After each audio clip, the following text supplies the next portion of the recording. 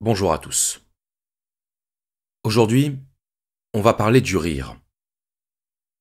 Charlie Chaplin disait que le rire était le chemin le plus direct entre deux personnes.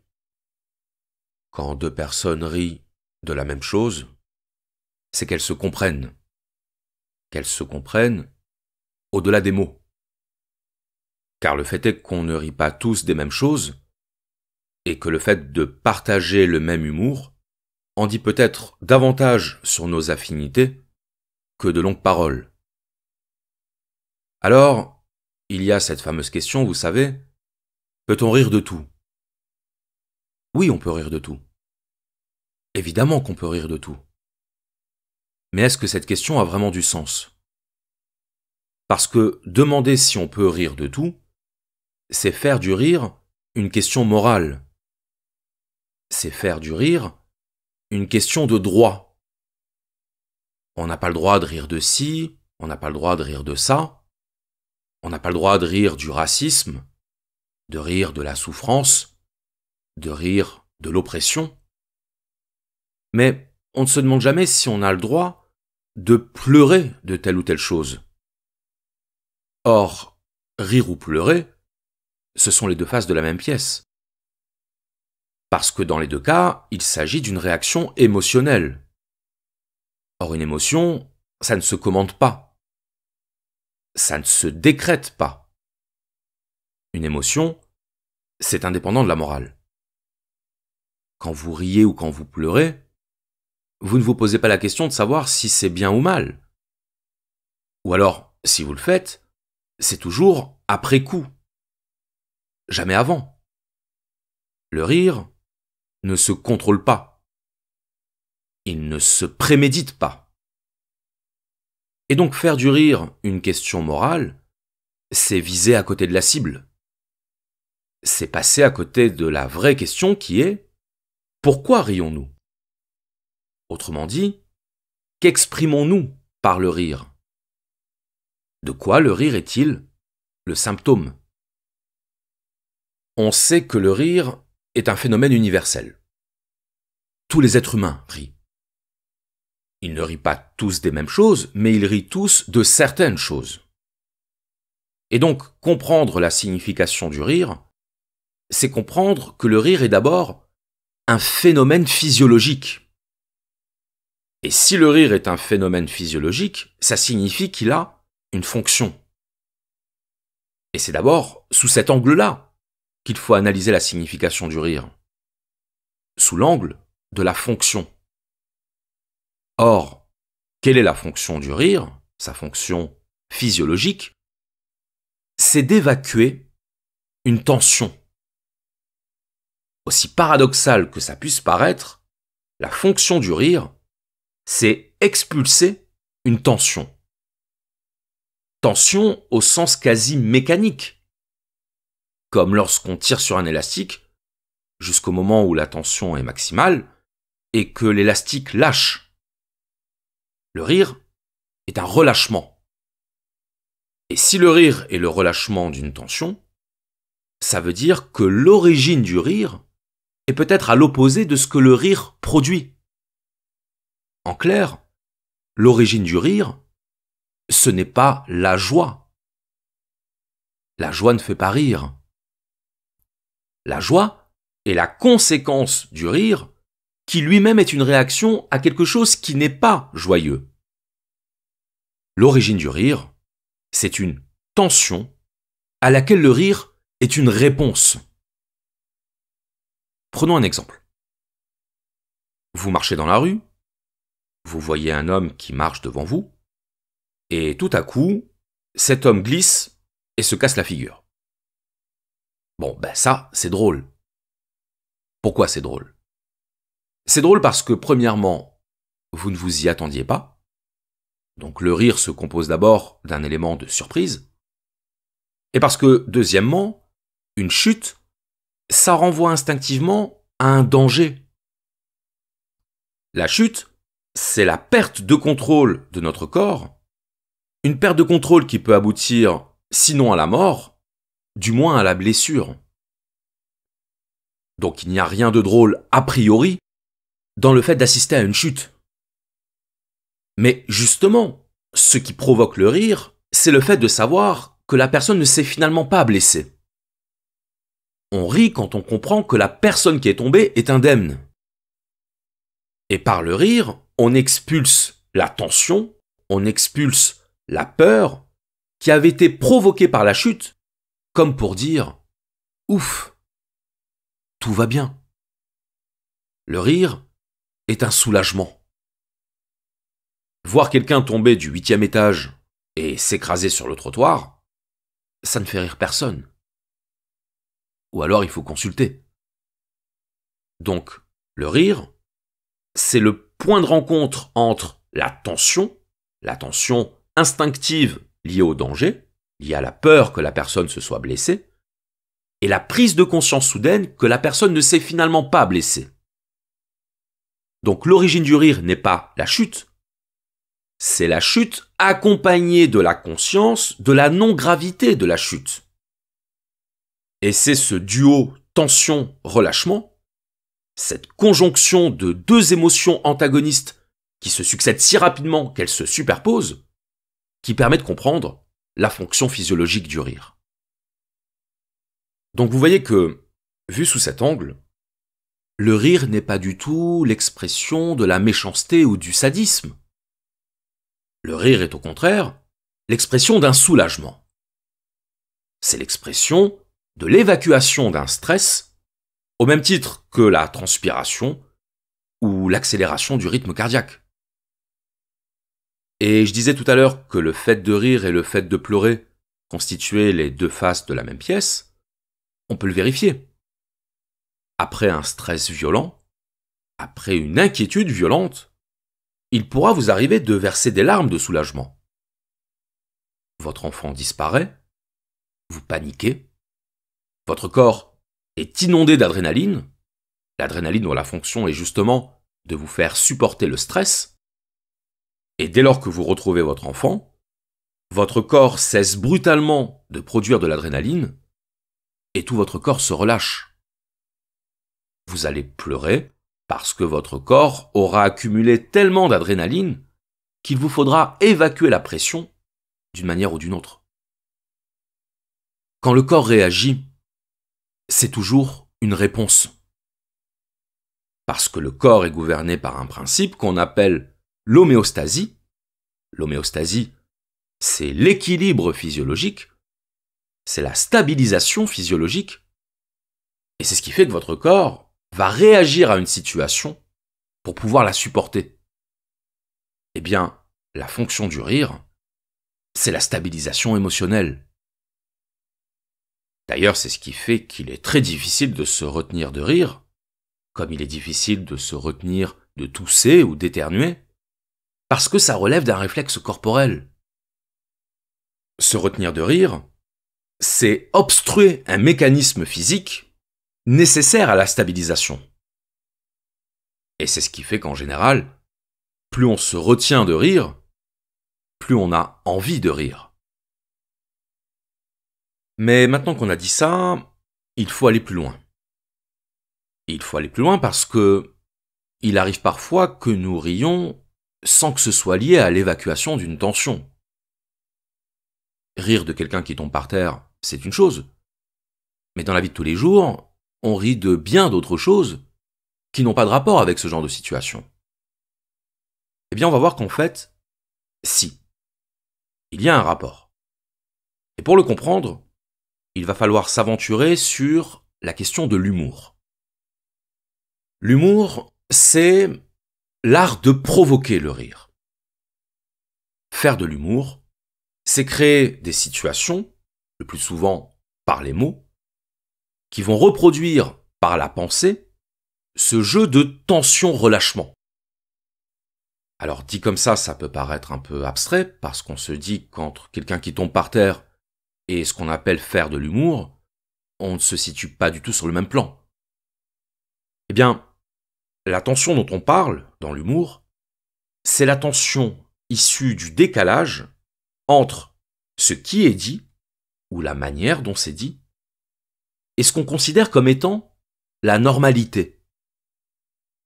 Le rire se nourrit de la normalité. L'apostrophe. Il se nourrit de l'inattendu, de l'incongru, de l'excessif. Il se nourrit de tout ce qui sort des clous.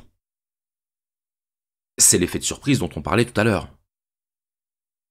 Et donc, quand on va assister à une scène incongrue, ou quand quelqu'un va nous raconter quelque chose d'incongru, c'est-à-dire de contraire aux conventions, de contraire aux usages en vigueur, de contraire à la normalité, et que cette incongruité ne présente pas de danger pour notre vie ou pour la vie d'un tiers, on va en rire. On va en rire parce que, là encore, il y aura eu tension, l'incongruité, et évacuation de cette tension par la conscience qu'une telle incongruité ne constitue pas une menace envers la vie ou envers l'ordre social. L'absurde nous fait rire parce que l'absurde renverse la normalité, l'absurde renverse ce qui est attendu, sans que ce renversement ne constitue un danger. Un jeu de mots nous fait rire parce qu'un jeu de mots renverse le sens d'un propos vers un sens qui, là encore, s'écarte de ce qui était attendu. Donc, l'essence du rire, c'est le décalage. C'est la déviance. Déviance au sens littéral, c'est-à-dire au sens de détournement. Et donc, le rire provient du relâchement de cette tension issue du détournement, issue du décalage entre la normalité et ce qui surgit comme anormal, étant entendu que la tension dont on parle ici, ce n'est pas une tension liée à un danger physique. C'est une tension liée à un danger symbolique. Un jeu de mots ne véhicule aucun danger physique. Une blague ne véhicule aucun danger physique. Mais la perspective d'un monde dans lequel cette blague serait la normalité crée une tension avec notre représentation et notre expérience de la normalité. D'ailleurs, si les blagues sexuelles nous font rire, c'est parce que l'évocation de la sexualité en public génère une tension. Une tension liée au fait que la sexualité est quelque chose de normalement réservé à la sphère de l'intimité. Nous sommes des animaux sociaux, nous ne copulons pas en public, la sexualité est donc frappée du sceau du tabou social, et faire une blague grivoise, c'est introduire du tabou dans l'espace de la socialité. On rit parce qu'on transgresse symboliquement un interdit social. Donc, il y a bien une tension liée à l'interdit, liée au tabou, suivie d'une évacuation de la tension par le rire, du fait que la tension est jugée sans danger. Donc on ne parle pas d'une tension liée à un danger physique, comme dans le cas de la chute.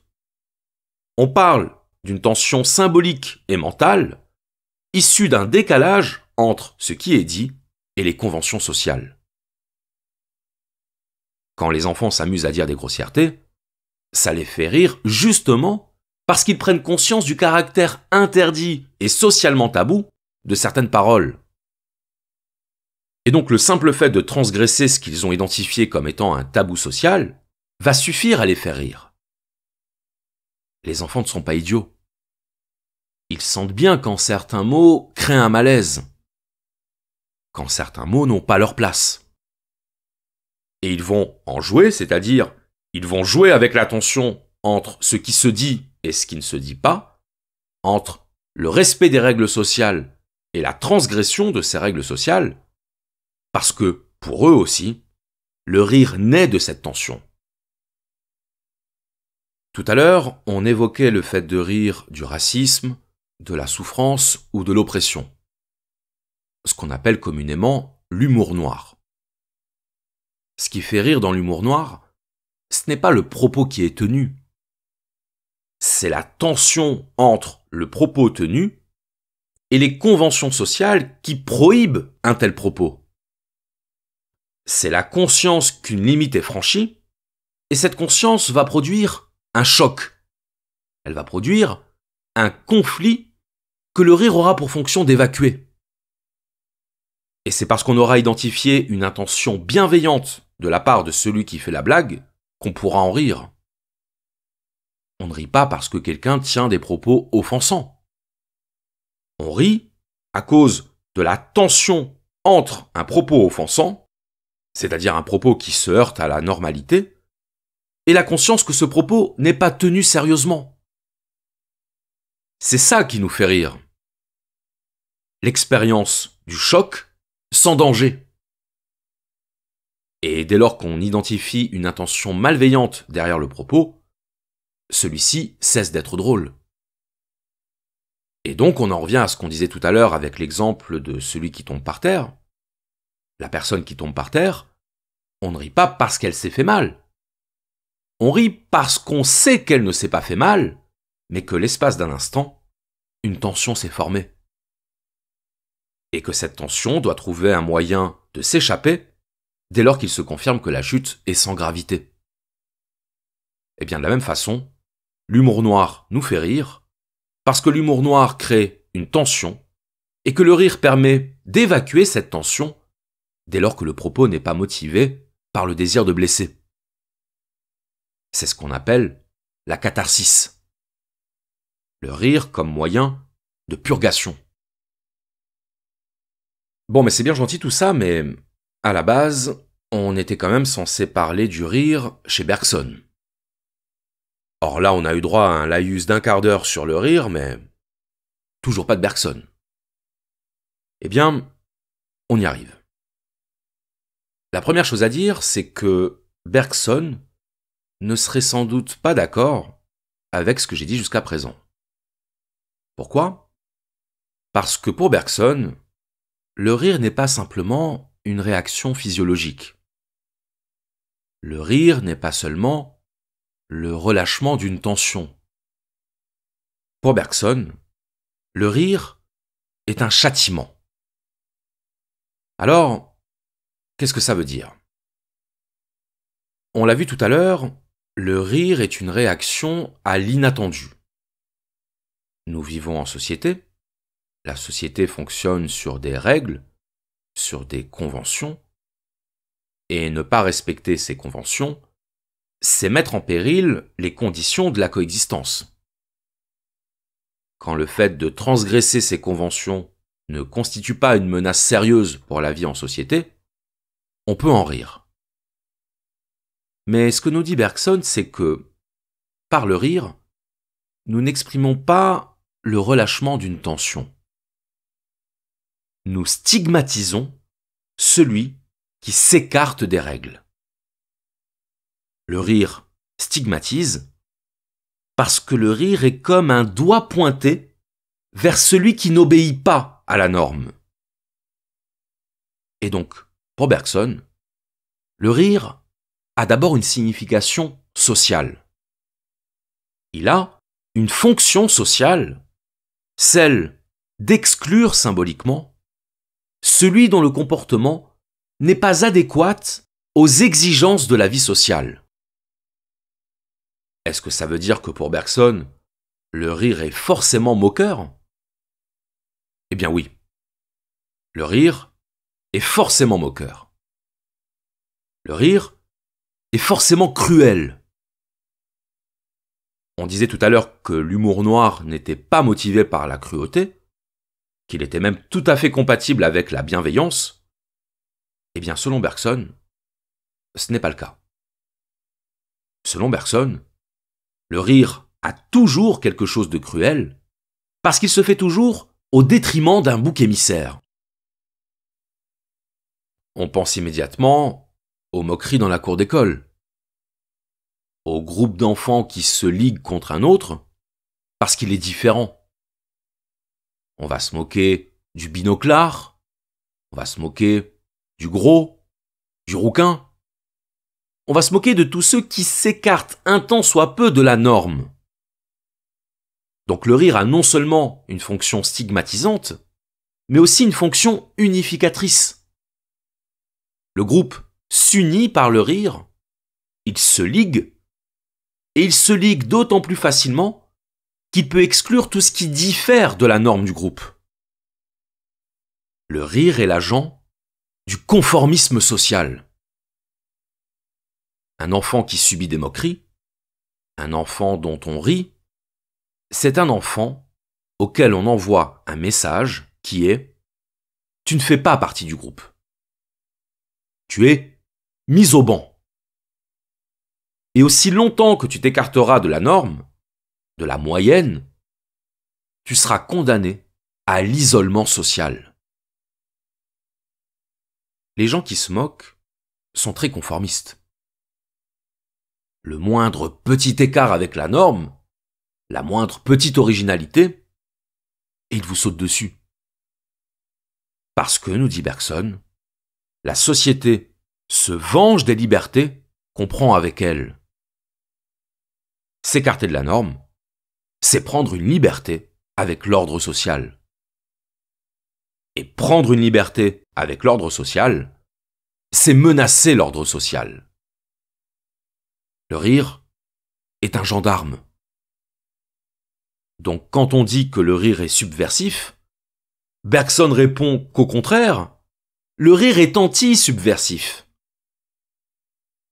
Le rire stigmatise la subversion, le rire corrige les écarts par l'humiliation de celui qui en est l'objet. L'enfant dont on rit comprend bien que le rire qu'il suscite n'a rien de bienveillant. D'ailleurs, c'est pour ça que le meilleur moyen de faire cesser les moqueries sur soi, c'est d'en rire. Parce que si on rit soi-même des moqueries qui nous sont adressées, elles perdent leur caractère humiliant. Et si la moquerie perd son caractère humiliant, elle n'a plus d'intérêt. C'est ça que nous dit Bergson. Le rire est un correctif social. Mais il y a chez Bergson une idée supplémentaire. Une idée un peu plus subtile, un peu moins intuitive, que j'aimerais vous exposer maintenant, parce que c'est cette idée qui est vraiment la pièce maîtresse de sa conception philosophique du rire. L'idée de Bergson, c'est que le rire est avant tout une réaction à l'intrusion du mécanique dans le vivant. Alors là, il va falloir expliquer. Bergson s'intéresse au phénomène du vivant.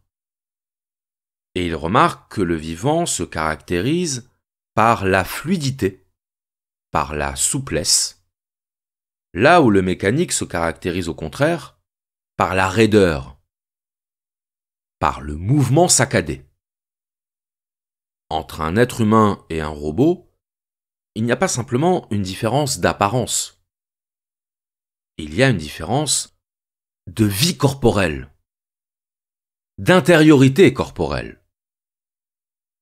Ce qui fait qu'on peut différencier un être humain d'un robot humanoïde, ce sont toutes ces petites nuances indicibles qui font que l'être humain est un être infiniment complexe. Le pétillement du regard, les micro-expressions du visage, les aspérités de la peau, tout ça, c'est le propre de l'humain. L'être humain est un nuancier en mouvement. Et c'est cette infinie complexité de l'humain, et du vivant en général, qui fait qu'on percevra toujours, qu'on sentira toujours la différence entre de l'humain et du mécanique.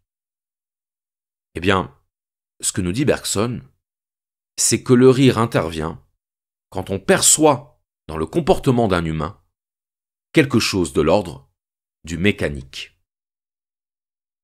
On va prendre un exemple que Bergson utilise lui-même, qui est le comique de répétition.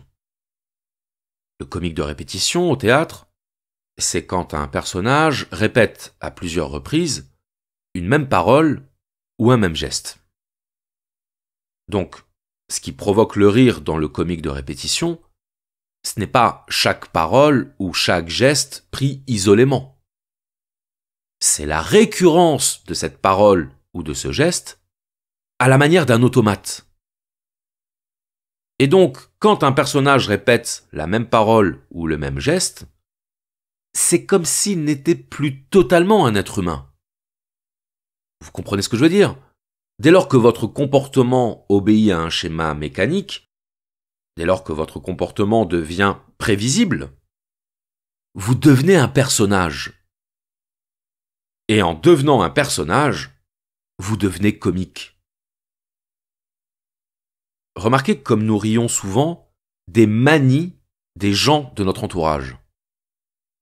De leur manie de langage, de leur manie de comportement, c'est-à-dire de leur récurrence. Une manie, c'est un mouvement mécanique. Et un mouvement mécanique, nous dit Bergson, c'est un mouvement sans la vie. C'est un mouvement dont, pour ainsi dire, la vie s'est absentée.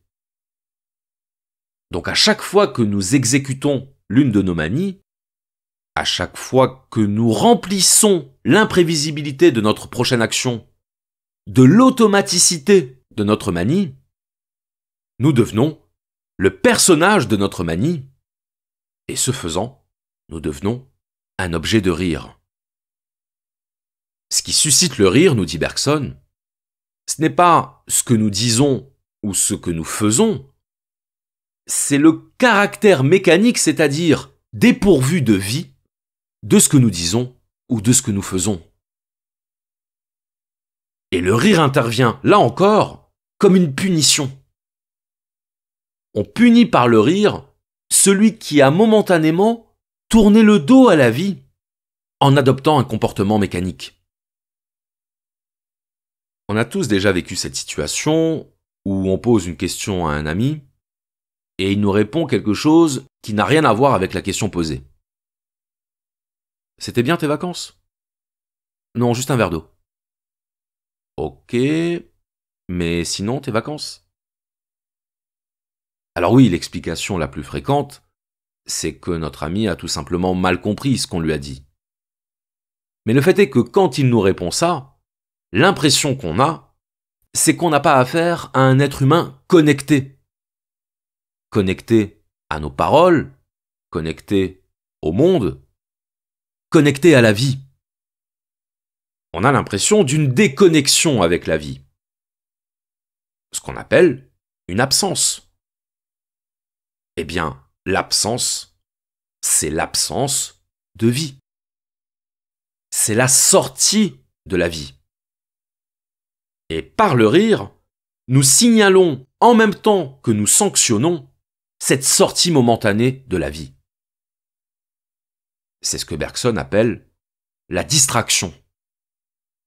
La distraction provoque le rire parce que la distraction va à l'encontre d'une caractéristique essentielle de la vie qui est l'attention.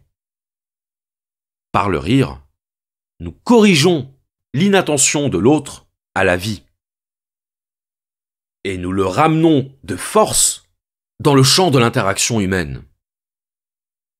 Pour Bergson, si le rire est une sanction, c'est parce qu'il est un double rappel à l'ordre. Un rappel à l'ordre social, qui condamne l'excentricité, qui condamne l'originalité, le manquement aux conventions, et un rappel à l'ordre vital, qui condamne la distraction, qui condamne l'inattention, et qui se manifeste à chaque fois que du mécanique s'immisce dans du vivant. Je cite. Le mécanisme raide que nous surprenons de temps à autre comme un intrus dans la vivante continuité des choses humaines a pour nous un intérêt tout particulier parce qu'il est comme une distraction de la vie. Si les événements pouvaient être sans cesse attentifs à leur propre cours, il n'y aurait pas de coïncidence, pas de rencontre, pas de série circulaire. Tout se déroulerait en avant et progresserait toujours. Et si les hommes étaient toujours attentifs à la vie, si nous reprenions constamment contact avec autrui et aussi avec nous-mêmes, jamais rien ne paraîtrait se produire en nous par ressort ou ficelle. Le comique est ce côté de la personne par lequel elle ressemble à une chose, cet aspect des événements humains qui imite, par sa raideur d'un genre tout particulier, le mécanisme pur et simple, l'automatisme, enfin le mouvement sans la vie. Il exprime donc une imperfection individuelle ou collective qui appelle la correction immédiate. Le rire est cette correction même. Le rire est un certain geste social qui souligne et réprime une certaine distraction spéciale des hommes et des événements. Le rire est avant tout une correction. Fait pour humilier, il doit donner à la personne qui en est l'objet une impression pénible. La société se venge par lui des libertés qu'on a prises avec elle. Il n'atteindrait pas son but s'il portait la marque de la sympathie et de la bonté. Le rire châtie certains défauts, à peu près comme la maladie châtie certains excès, frappant des innocents, épargnant des coupables, visant à un résultat général et ne pouvant faire à chacun individuel l'honneur de l'examiner séparément.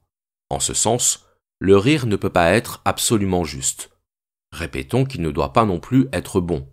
Il a pour fonction d'intimider en humiliant.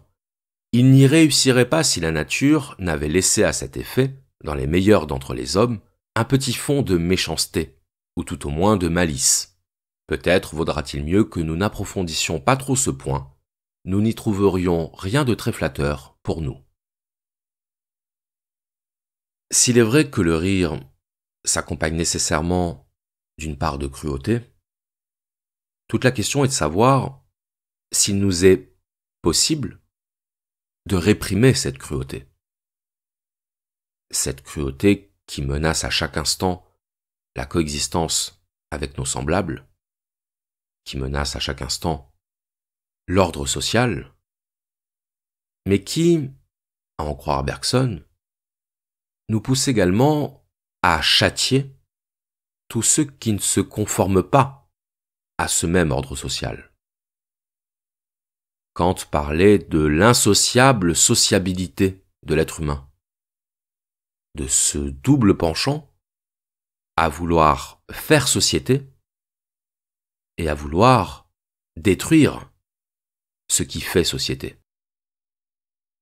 Freud ne disait pas autre chose quand il décrivait le conflit intérieur des hommes entre le ça et le surmoi, entre le pôle pulsionnel dirigé vers la destruction et le pôle rationnel dirigé vers l'ordre. De ce point de vue-là, le rire est peut-être le trait d'union entre notre animalité et notre humanité.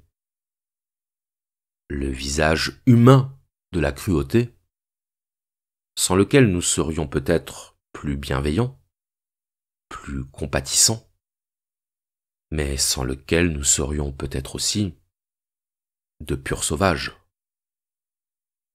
Nous sommes des animaux capables de rire, comme pour mieux rendre notre cruauté vivable, supportable, comme pour mieux rendre notre condition supportable. Car si la vie nous confronte à la souffrance, à l'injustice, au désespoir, il est consolant de savoir qu'il reste au moins cette chance à l'homme de pouvoir en rire. Je vous remercie.